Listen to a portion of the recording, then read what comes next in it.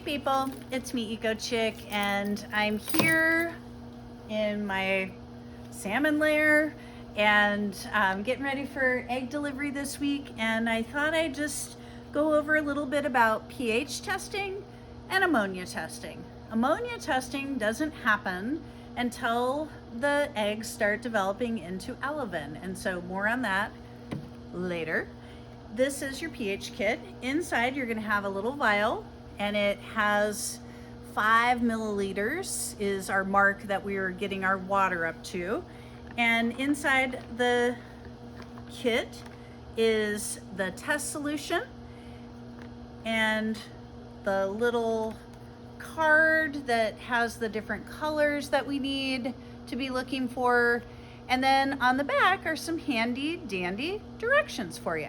And so this is pretty simple. I want to also show you inside the kit before I put this down.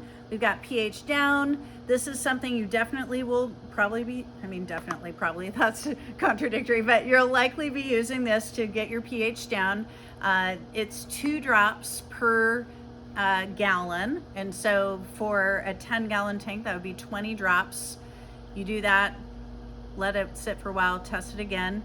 Also included, which you probably won't need, is pH up, unless you go too far with the pH down, and then you may need to get it back up again. That's why testing in between each of the 20 drop pH down moments will help you just better tell what's happening. If we go too crazy with the pH down, especially our first time using it, it may be more powerful than we think. So you can do this a couple different ways to get the water into your vial. You can go ahead and dip it on in and see how close you can get to the 5 milliliter mark. I've gotten pretty good at this, so that seemed really easy. It's not that easy. If you have a little pipette or a dropper, you can always take a little out or put a little bit more in if you're getting it there. And then another option is you could have a measuring cup, dip the measuring cup into the water, and then pour it into the vial to get to the 5 milliliter mark. From there, just so you know, the card has this little white part over here. So after you have the solution in, you're matching the colors up to what's on the side. I'll let you know you're definitely probably going to be down in this range all the time. It's rare to be up in this part again unless you've used too much pH down. So I'm going to go ahead and show you how this works. So I'm taking this back off again.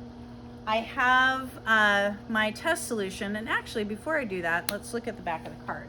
So on the back of the card, you'll see that it has the bottle of solution is straight up and down, and you're dropping in 3 drops that are the same size, hopefully. From there, you put the cap on, and then you'll see this hand with these little arrows. And what that hand is doing is it's showing you how to mix it. So it seems like you would just go shake, shake, shake, shake, shake. Oh no, that is not the scientific method for mixing solutions. As my colleague Lisa Livelybrooke, she likes to say it's the Queen's wave or a princess wave. Whatever, you don't have to say those things, but essentially it's a gentle, just turn back and forth. And for this particular test, it isn't for a certain amount of time. For the ammonia test, there is time involved, and there's an extra solution. There's 2 solutions. So I'm going to go ahead and take the cap back off. I only did that so I could show you the the process. I'm going to go ahead and make sure my bottle is all the way there. Oops, I got one on the ground. So it's 1, 2, 3. And you'll see in the test tube, cool little sciencey moment with diffusion. It's kind of fun to show the kids that under the dock camera, or if you're in circle, and then showing them how we mix it. And so I'm going to go ahead and get the cap on. I'm going to do just a back and forth until I notice that it is seeming like it's mixed together.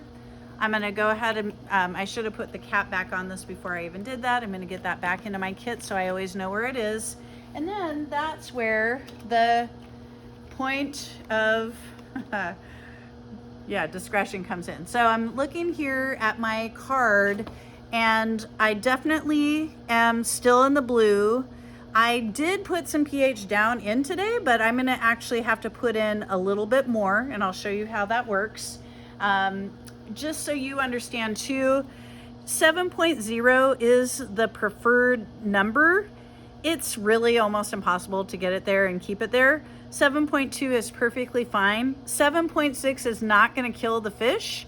The big idea is just trying to keep it as consistent as possible and actually checking it to make sure it isn't like going off the charts in one way or another.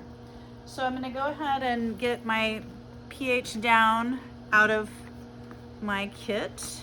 And again, same method. The bottle is going to be straight up and down so that the drops are uniform. And I'm not going to talk for a moment because I can't talk and count at the same time. 2 drops per gallon. So 20 for a 10 gallon tank. For my 20 gallon tank, it's going to be 40 drops.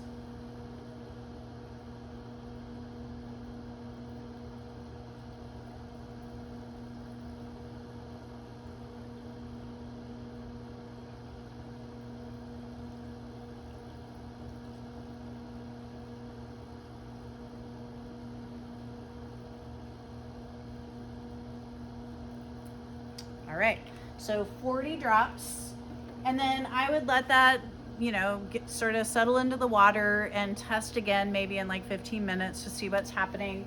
And yeah, so that's pH. I'm going to show you the ammonia kit because it is a little bit different. So in here, again, you have a vial. Try to keep these 2 vials away from each other because they are different solutions, and that could affect your pH reading if you're using the ammonia solutions. So in here, same thing. This one has 2 bottles inside. It has a little direction card for fresh water, which is what we are doing, not salt water. And on the back with this one, there are actually 5 steps, okay? I'm not going to actually do this test. I'm just gonna talk you through what you have. So you have test solution number 1 and test solution number 2 and your vial. Same thing, 5 milliliter tubing. And then here, it's gonna give the directions. So for the number 1, it's 8 drops. You cap that. Number 2, 8 more drops. You cap that. The bottles of solution, I mean. Then you put the cap on the vial. You do the Queen's wave or whatever. And this is actually after 5 minutes. Again, after 5 minutes on this one, you will actually then compare your vial. It will be pretty different. This is again after the eggs get to the alevin stage. That's when the foam will start building up on top, and that means that you are having ammonia elevation in your water. And this one, there is no ammonia up and down solution. You are needing to then change out water. So when you do that, you will actually use a pitcher or a measuring cup or something, take out about 1/3 of the water, and then making sure you have a bucket of water ready to go that's dechlorinated to put into the tank. And you're trying to have that replacement water as cold as possible. So just, making sure that it is, a little bit colder. And 2, that's why we don't like change out all the water, because that would become too warm and a little bit shocking. The chiller will work pretty immediately to start cooling that water down. So that's just something to be aware of. And I want to go ahead and bring you over to the tank though to take a little peek. So here I have my thermometer, and my tank is about 52 degrees.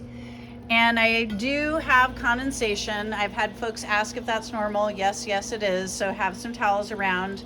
And then my chiller is reading 54. And so they won't always match, and you'll hear my chiller is running. So it's trying to get this on down to 52. with our room temperatures in our rooms, things get, the chillers are going to be working a little bit harder. I know they're a little noisy. They do turn off. And so it's just something that, thank you for putting up with it. And yeah, so let me know if you have any issues along the way. Hope that helps you understand how the solutions work and how to do the testing. And I look forward to seeing some of you when we do our egg deliveries on Thursday. So this is Eco Chick and Samantha signing out.